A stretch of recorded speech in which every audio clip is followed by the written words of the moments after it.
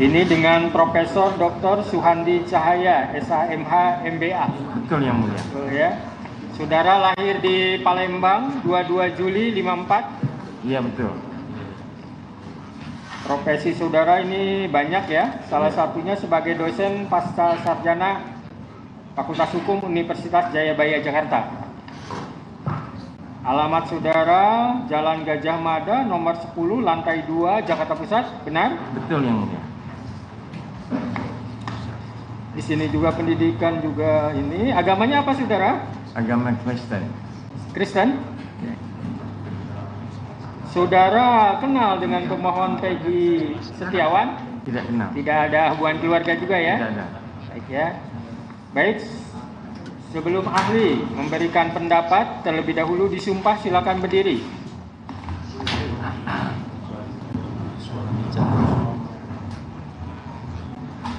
Oh iya Pak.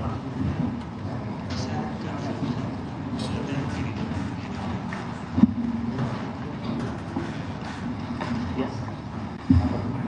Ya. Demi Tuhan saya berjanji. Demi Tuhan saya berjanji. Sebagai ahli. Dalam perkara ini. Akan memberikan. Pendapat. Soal-soal. Yang dikemukakan. Menurut ilmu pengetahuan saya. Dengan sebaik-baiknya. Dan sebenar-benarnya. Silakan duduk kembali ahli.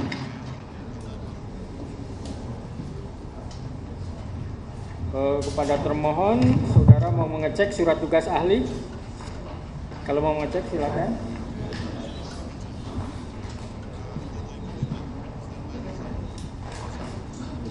Ya silakan, ini surat tugas.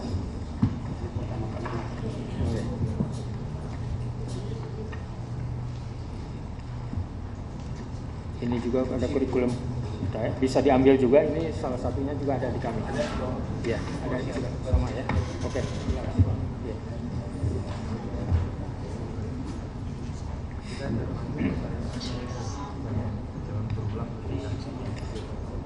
Terkait dengan ahli yang dihadirkan oleh pemohon, dari termohon ada tanggapan? Tidak ada ya, berarti kita lanjut untuk pemeriksaan ahli. Ahli ya, di sini saudara dihadirkan sebagai ahli apa? Ahli hukum pidana dan acara pidana. Hukum pidana dan acara pidana ya. Baik ya. Saya yang pertama pertanyaan yang simpel dan sederhana biar masyarakat tahu karena ini diliput banyak sampai ke pelosok-pelosok. Apa sih pra peradilan itu? Nah, itu pertanyaan biasanya dari pra peradilan itu ada di dalam pasal 77 KUHP. Jadi seseorang yang merasa dilanggar haknya, terutama hak asasi manusia yang dilakukan oleh penyidik, maka dia berhak untuk menuntut pra peradilan. Ya. Siapa saja yang boleh mengajukan pra peradilan, Pak? Yang boleh mengajukan pra peradilan adalah si calon tersangka atau tersangka ataupun kuasa hukumnya ataupun ahli warisnya. Ruang lingkup pra peradilan itu terkait apa aja Pak dari pasal tersebut? Jadi ruang lingkup pra peradilan itu sebagaimana pasal 77 karena salah penangkapan, salah penahanan ataupun salah penyitaan, dan ada perkembangan yang namanya the living law, maka ada penetapan salah menetapkan sebagai tersangka. Itu yang terakhir. Ada perluasan tidak sekarang objek pra peradilan itu? Ya, ada perluasan, termasuk rehabilitasi juga di sana. Dari putusan MK itu? Dari putusan MK nomor 21.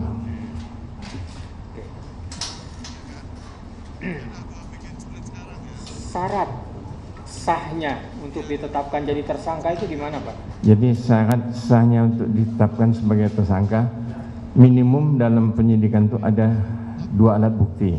Iya. Dan ada juga Perkap dari Kapolri nomor 6 tahun 2019, itu yang banyak dipegang oleh penyidik. 2 alat bukti itu hanya ditinjau dari segi kuantitas atau juga kualitas? Kualitas dan kuantitas. Dua-duanya? Ya. Hakim pra peradilan sejauh mana menilai kualitas dari alat bukti tersebut? Kualitas dari alat bukti tersebut yang betul-betul punya connect dengan apa yang telah dilakukan oleh tersangka dan pemeriksaan yang dilakukan oleh penyidik.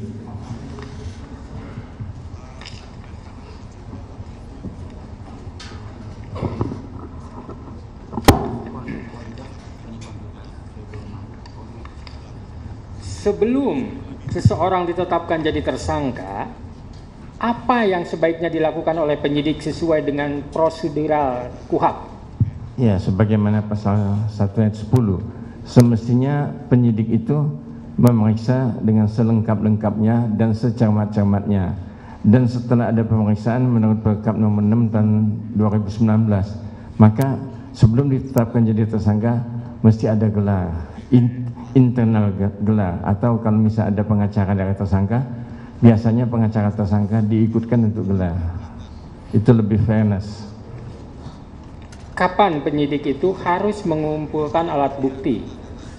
Sebelum tersangka ditetapkan atau sesudah tersangka ditetapkan? Sebelum ditetapkan jadi tersangka mesti ada alat bukti. Apakah seseorang ditetapkan jadi tersangka wajib diperiksa terlebih dahulu atau bisa juga belakangan? Jadi seseorang ditetapkan sebagai tersangka, apakah yang pertama mungkin dia tertangkap tangan? Kalau dia tidak tertangkap tangan, mungkin ada laporan dari seseorang atau dari pengaduan yang mana si pelapor itu telah memberikan alat bukti yang lengkap kepada penyidik. Jadi kesimpulan saudara, apa harus diperiksa terlebih dahulu atau tidak si calon tersangka itu? Ya, semestinya biasanya di dalam hukum acara pidana itu ada saksi pelapor, dia datang ke Polda, Polres, Polsek ataupun ke kantor polisi, bikinlah dia laporan sebagaimana pasal 108 KUHP.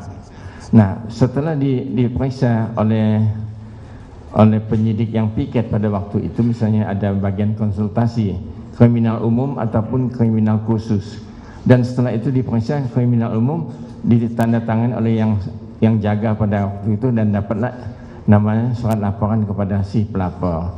Nah, hasil daripada itu diperiksa oleh unit-unit masing-masing. Jadi dari tempat pelaporan 108 tadi dibuang ke belakang atau dipindahkan ke belakang dan jatuhlah pada unit harda atau jatuhan keras atau apa. Nah, di situ mulai seminggu sampai 2 minggu kemudian dipanggillah si pelapor tadi. Setelah pelapor dipanggil saksi-saksinya yang lebih lengkap.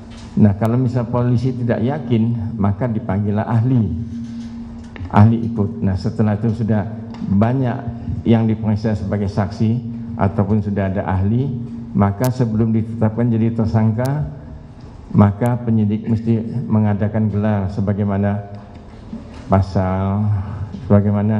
Perkap nomor 16 tahun 2019 pasal 25 kalau. Apa syarat-syarat seseorang dikatakan DPO, masuk dalam kategori DPO?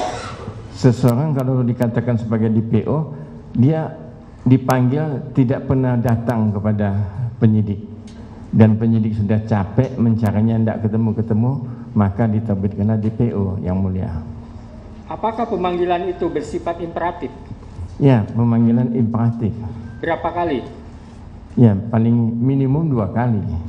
Saudara bilang imperatif, apakah ada dasar hukumnya terkait hal tersebut? Gimana yang mulia? Ada dasar hukumnya terkait dengan harus ada pemanggilan? Ya, mesti ada pemanggilan ya. Di dalam KUHP. Dalam KUHP? Ya. Dalam pasal apa, Pak? Lupa saya. Lupa ya, mengenai pasalnya. Yang jelas menurut saudara harus ada ada dasar pemanggilan. hukum. Ya. 2 kali minimal. Iya. Kali minimal. Setelah itu? Kalau tidak ada dipanggil tidak datang, itu kan kewenangan daripada penyidik, dia bisa menjemput si tersangka atau saksi ataupun apa juga. Oke. Sekarang dalam pra peradilan ada berapa macam putusan yang bisa dijatuhkan oleh hakim? Yang bisa dijatuhkan oleh hakim tuh masalah penetapan sebagai tersangka, salah penahanan, salah penangkapan, dan salah penyitaan. Syarat ininya apa? Putusannya jenisnya misalnya, apakah putusan dikabulkan, ditolak, atau ada yang lain lagi? Putusan dikabulkan, ditolak, atau tidak dapat diterima. Ada 3. Iya. Ditolak, dikabulkan, tidak dapat diterima.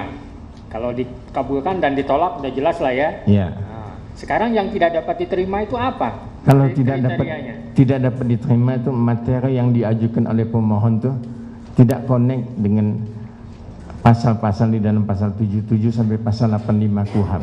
Tidak connect. Atau sesuatu permohonan atau gugatan yang kabur bisa juga jadi alasan. Iya, bisa permohonannya obscurable gitu. Nah, terkait obscurable dari permohonan pra peradilan, apa sih obscurable dalam permohonan pra peradilan? Jadi misalnya obscurable dalam permohonan pra peradilan, umpamanya bahwa salah penangkapan, salah orangnya, atau misalnya salah penyitaan karena waktu penyitaan penyidik tidak ada izin pengadilan, atau salah subjek hukum yang mau ditangkap atau yang mau ditempatkan jadi tersangka tuh orangnya tidak betul, umpamanya kasus Sengkon dan Kata yang pernah dulu almarhum. Kalau dalam permohonan pra peradilan mencampur adukan antara materi pra peradilan dengan materi pokok perkara, apakah itu juga disebut dengan obscurable? Ya. Menurut ahli? Ya betul. Menurut ahli ya seperti itu ya. Terkait dengan masalah pelaku atau bukan pelaku, apakah menjadi ranah dari hakim pra peradilan? Bukan. Bukan. Terkait dengan bersalah atau tidak bersalah, apakah masuk dalam ranah pengadilan pra peradilan? Bukan. Terkait dengan error in persona, apakah termasuk wewenang dari hakim pra peradilan? Bukan. Bukan.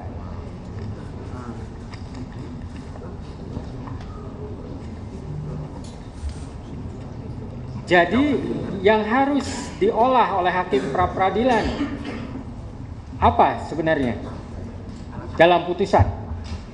Yang mana gimana pertanyaannya? Yang akan dituangkan atau diolah dalam putusan yang akan dijatuhkan, apakah hanya bersifat formalistik aja atau bersinggungan dengan materi? Bersinggungan mesti. Kenapa itu misalnya tidak dapat diterima, kenapa itu ditolak, dan kenapa itu dikabulkan? Bersinggungan? Ya. Di mana titik singgungnya? Jadi kalau misalnya seperti yang Mulia katakan tadi, apakah ini ranahnya pra peradilan, hakim pra peradilan, atau ranahnya hakim pidana? Kalau itu dimasukkan dalam satu permohonan, maka itu menjadi obscurable. Oke, tadi saudara ahli mengatakan yang seperti error in persona tidak boleh dimasukkan dalam permohonan pra peradilan, konsekuensinya bisa obscurable. Kalau gitu, error in persona itu bisa diajukan di mana? Itu diajukan ketika kasusnya dilimpahkan dan disidangkan kasus pidananya. Dalam pokok perkara kan ada eksepsi, ada pledoi, di mana diletakkannya? Di eksepsi. Di eksepsi. Berarti bukan di pra peradilan ya? Peradilan bukan. Oke.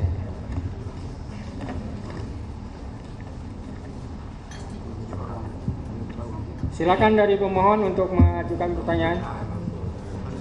Enggak. Silakan, Bang.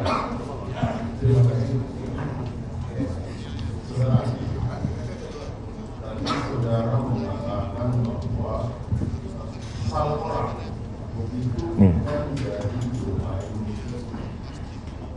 pra-peradilan. Yang saya ingin menanyakan, kalau seumpamanya ada orang yang kemudian diduga bahwa dia pelakunya, tapi bahwasanya dia bukan pelaku, apakah dia bisa dimasukkan dalam pra-peradilan? Salah tangkapnya itu, iya. Bisa kalau dia salah tangkap, salah tahan, salah sita, salah menetapkan sebagai tersangka. Bisa. Sebentar. Kita biar lurus dulu, biar jelas ya. Tadi salah tangkap. Sejauh mana hakim pra peradilan bisa mengatakan bahwa si A itu bukan pelakunya, bisa salah tangkap? Coba Pak. Coba diulangin yang mulia. Tadi ada istilah salah tangkap bisa masuk ke area wilayahnya hakim pra peradilan. Iya. Bagaimana bisa hakim pra peradilan itu mempertimbangkan, membuktikan dalam putusannya bahwa si A itu bukan pelakunya. Ya, kalau misalnya itu tertangkap tangan, itu kan bisa langsung. Misalnya itu bukan dia yang melakukannya, itu salah tangkap. Apakah itu nanti tidak bersinggungan sama pokok perkara? Karena nanti akan memutuskan bersalah atau tidak bersalah. Iya, Pelakunya atau tidak. tadi sudah saya jelaskan yang mulia, apabila dalam tuntutan peradilan itu tidak mempunyai kayak kalau dua kualifikasi hukum. Dua, jadi kalau dia misalnya masalah ini memang ranah peradilan sebagaimana pasal 77 sampai 85 KUHP, dan kalau misalnya bukan itu yang masuk dalam ranah hakim, jadi kasus pokoknya itu digabungkan, maka itu tidak bisa. Jadi kesimpulan ahli gimana terkait dengan salah tangkap? Ya, kalau dia cuma salah tangkap, enggak ngomong yang lain-lain, saya rasa itu masuk ranah peradilan. Peradilan. Iya. Maksudnya apa buktinya untuk membuktikan bahwa salah tangkap? Harusnya si B, bukan si A. Gimana coba? Apakah itu tidak masuk ke pembuktian? Membuktikan bahwa nanti akan terkait dengan unsur barang siapa? Ya, kalau itu penyidiknya salah tangkap, mestinya kuasa hukum atau keluarga itu ngasih tahu, Pak, bahwa itu bukannya, kasus ini bukan si A yang melakukannya. Kenapa si A-nya ditangkap? Nah, itu kan masuk ke pembuktian maksudnya, Pak. Ya, tapi belum sidang pokoknya belum mulai yang mulia. Nah, misalnya di saya kata ini misalnya ini bukan si A pelakunya tapi si B. Nah, untuk meyakinkan saya bahwa pelakunya si B gimana? Nah, itu kan saya bilang dengan letter aja, dengan surat yang mulia. Jadi pemohon atau kuasanya tulis surat kepada penyidik, Pak, Bapak salah tangkap, Pak, yang melakukan ini bukan si A. Nah, ini saksinya dengan lengkap diajukan saksi-saksi, boleh di BAP saksi-saksinya bahwa itu bukan dia. Nah, terkait dengan saksi-saksi itu, apakah itu tidak masuk ke pokok perkara, Pak? Bukan formalitas. Sementara hakim itu hanya formalitas. Iya, itu belum sidang yang mulia. Belum sidang? Iya. Ini lagi berbicara tentang sidang, Pak? Iya, belum sidang. Jadi waktu itu, jadi si yang merasa keluarganya ditangkap atau kuasa hukumnya, dia ajukan objection kepada polisinya, kepada penyidik. Sekarang taruhlah masuk ke persidangan seperti yang perkara ini kan. Nah, gimana mensikapinya? Kalau misalnya sudah masuk dalam persidangan, itu permohonan tadi tidak bisa punya dua kualifikasi hukum yang mulia. Jadi kalau misalnya dia salah tangkap aja yang diproses. Kalau dia salah tahan aja permohonannya. Atau kalau dia salah sita atau salah sebagai penetapan tersangka, 1 poin, nggak bisa 2 poin atau 3 poin diborong sekaligus. Jadi salah tangkap kesimpulan saudara gimana? Pra peradilan atau pokok perkara? Jadi kalau misalnya ketahuan salah tangkap itu, kan pembuktinya mestinya di dalam pokok perkara itu sudah diperiksa saksi-saksi segalanya, ketahuan bahwa penyidik itu salah tangkap. Tapi kalau awal misalnya salah tangkap masuk dalam pra peradilan, nanti kan obscurable itu yang mulia. Gitu ya pendapat ahli, kalau dimasukkan ke pra peradilan malah obscurable karena seyogianya harus melalui pokok perkara atau setidaknya sebelum digelar perkara sudah ada komplain gitu. Iya, sudah ada objection, ada komplain kepada penyidik. Di luar sarana dari persidangan. Iya, di luar itu. Oke, silakan lanjutkan. Saudara, yang saya ingin menanyakan bahwa berdasarkan putusan Mahkamah Konstitusi telah dibuatkan perluasan seperti saudara tadi menyampaikan. Iya. Penetapan tersangka. Nah, penetapan tersangka ini ketika dikaitkan dengan terjadinya error di persoalan atau salah tangkap, apakah penetapan tersangka ini bukan merupakan risiko dari penetapan tersangka tersebut? Ya, PH. Penetapan tersangka juga banyak contoh jurisprudensi ataupun ditetapkan sebagai tersangka lantas ditahan atau ditangkap oleh penyidik, terutama kasus-kasus yang dipegang oleh KPK tuh. Nah, itu memang termasuk ranah peradilan. Ya. Saya ingin menegaskan bahwa salah tangkap supaya kita dapat gambaran tegas bahwa salah tangkap itu adalah ranah dari peradilan. Betul. Masuk dalam lingkup Iya. Kemudian saya ingin menanyakan bahwa dalam menetapkan seorang DPO apa saja sih syarat dan secara mengenai. Jadi kalau untuk menetapkan seseorang sebagai DPO, yang ditetapkan sebagai DPO itu mesti dipanggil dulu, ada surat panggilannya. Iya. Iya.